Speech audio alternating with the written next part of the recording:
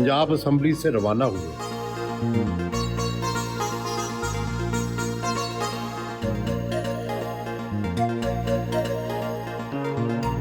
Opposition के लोग कहते हैं कि मलक अहमद खान ही गेम चेंजर था जिसने जनरल बाजवा के जहन को बदला, और आज जो तब्दीली आई है इसके पीछे आप हैं।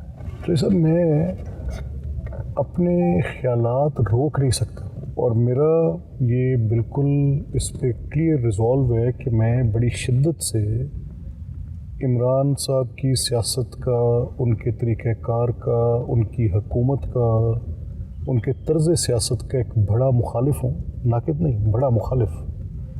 और मैं जिसके साथ बैठता हूँ मैं दलील से साबित करता हूँ कि इनका हुकूमत करना और इस तर्ज़ सियासत का, जिस अंदाज़ में उन्होंने हुकूमत की और उनका तर्ज़ सियासत, ये इस मुल्क के वजूद के लिए किन बुनियादों पर उसके ऊपर भारी पड़ रहा है।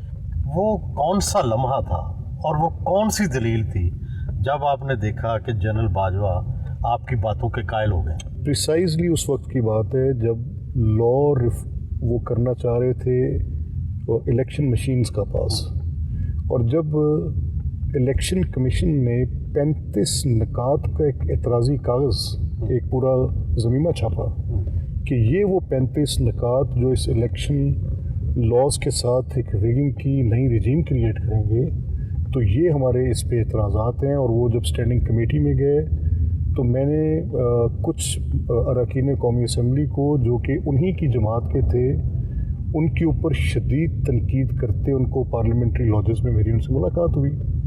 मैंने ये बात सिर्फ उस वक़्त जनरल बाजवा के सामने नहीं रखी, मैंने ये बात उस वक़्त शहबाज शरीफ साहब के सामने भी रखी। और मैंने एक सोशल मीटिंग में एक शादी के मौके पे मैं को उनसे उचेचा मिलने नहीं गया, को पर्टिकुलरली उनसे बात करने गया। मेरी एक शादी पे उनसे मुलाकात हुई तो मैंने कहा कि ये आप जो सपोर्ट, तो उनका मौक़िफ़ था कि यार हम तो ये फाटफ वगैरह में जो हमारे लोग जाते हैं इसके बियॉन्ड हम नहीं जाते। तो मैंने कहा फिर आपके इल्म में नहीं है। जनरल फैज़ साहब एक्सट्रीमली इन पूरी चीज़ों को गार्ड करते हैं, और आप उनकी वो लेजिस्लेशन जो पॉलिटिकल नेचर की है, अगर उन पर भी जनरल फैज़ साहब के ऑफिस से लोग कह रहे हैं तो बतौर चीफ सवाल तो आपको उठेगा। तो दिस इज, उन्होंने कहा ऐसा हो नहीं सकता, मेरी पोजीशन न्यूट्रल है। और इसी वक्त से इमरान खान ने ये कहना शुरू किया, इमरान खान साहब ने, कि ये न्यूट्रल कौन होता है, आप अमर बिल मारूफ की मदद करें, नहीं उल मुनकर के ख़िलाफ़ आप खड़े हों। और उसके साथ वो फिर ये दलील देने लगे उस तहरीके अदम एतमाद की एक सियासी अमल को जब ये ब्रांड किया जाता है कि ये जो लोग कहते हैं कि किसी के कहने पे भी, मैं इसको जेलसली गार्ड करता हूँ, क्योंकि उस तहरीके अदम एतमाद में हमारे जितने अरकान थे जो तहरीक इंसाफ को छोड़ कर आए, वो एक सियासी अमल के नतीजे पे छोड़ के आए। लेकिन किसी के कहने कहीं ना कहीं से किसी खुफिया अदारे की सपोर्ट तो थी? नहीं, मैं जो सर इसको I put it this way, देखें वो सपोर्ट जो खुफिया अदारे की इमरान साहब को हासिल थी, हम ये बावर कराने में कामयाब रहे हर सतह पे अपने सियासी हमायदीन को, अपने मीडिया के दोस्तों को, और आज भी उसी इसरार के साथ हम कह रहे हैं कि ये एक इंडिजीनियस पॉलिटिकल एक्ट था।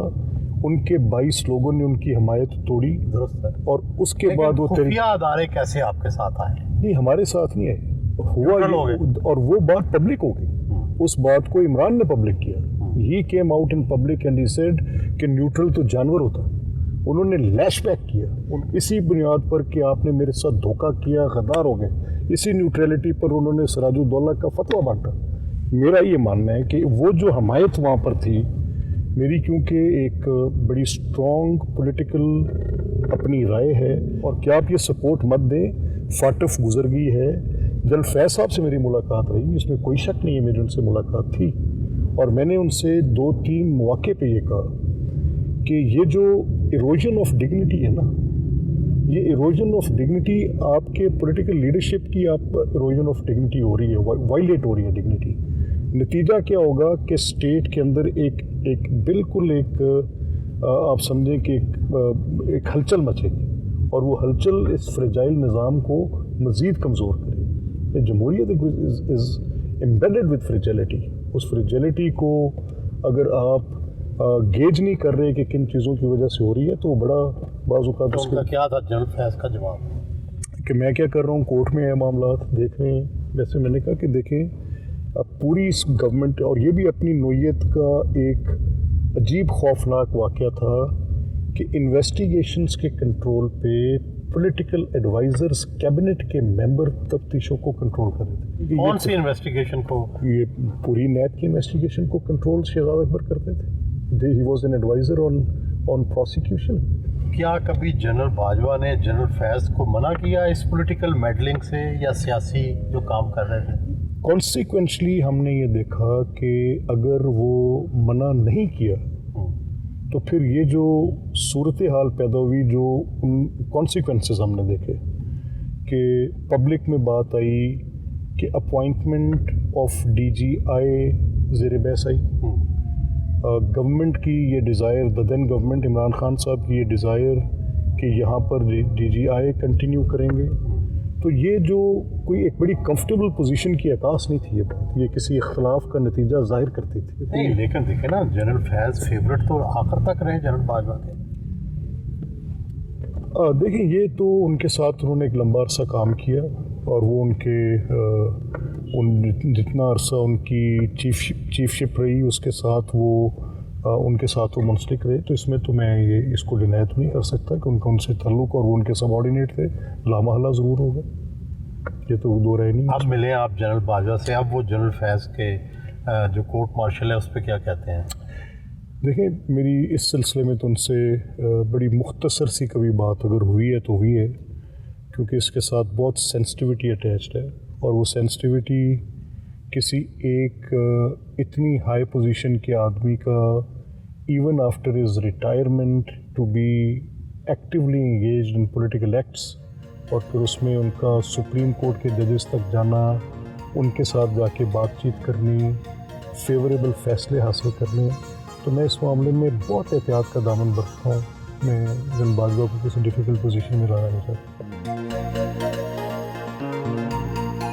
رات گئے اسپیکر ہاؤس پہنچے، دوست احباب کے لیے پرتکلف عشائیہ کا اہتمام کیا گیا. سابق صوبائی وزیر بیرسٹر سید اظفر علی ناصر اور ممبر قومی اسمبلی عبدالرحمان خان کانجو کے علاوہ علاقے کے معززین بھی موجود تھے.